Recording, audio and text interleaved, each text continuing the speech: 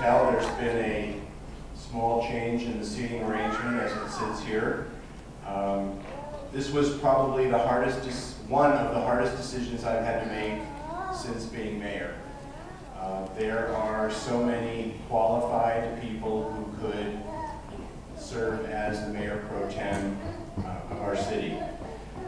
What finally made probably the most to me was going back over Ms. Drotar's conversation when she resigned from her 2 positions 2 weeks ago.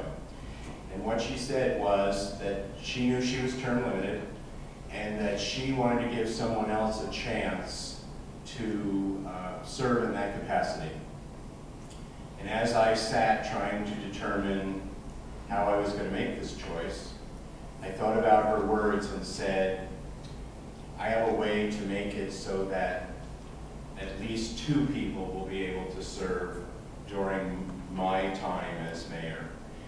And that helped me make my decision. That was not the only reason. I have had a number of mayors come to me in the last little bit talking about our DRCOG commission and talking about how well one of our people has served on that committee.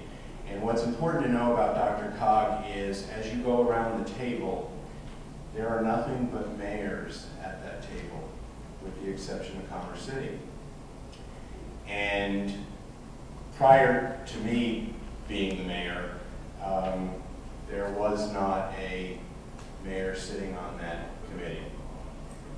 And Mr. Jakewith, in fact, sat on it.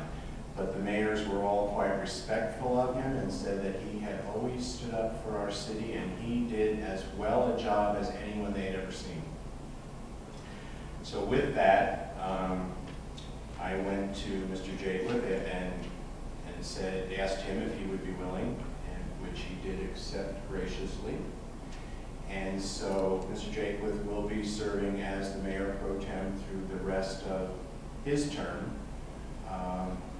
because he will also be term limited, as will all but 2 of us at the next election.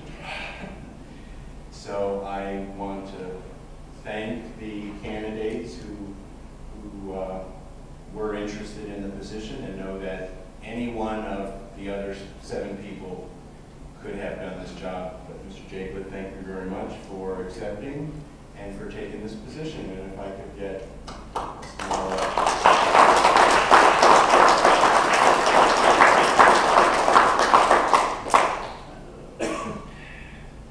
do you have any words you'd like to share beforehand? No. Okay. Okay. Thank you very much.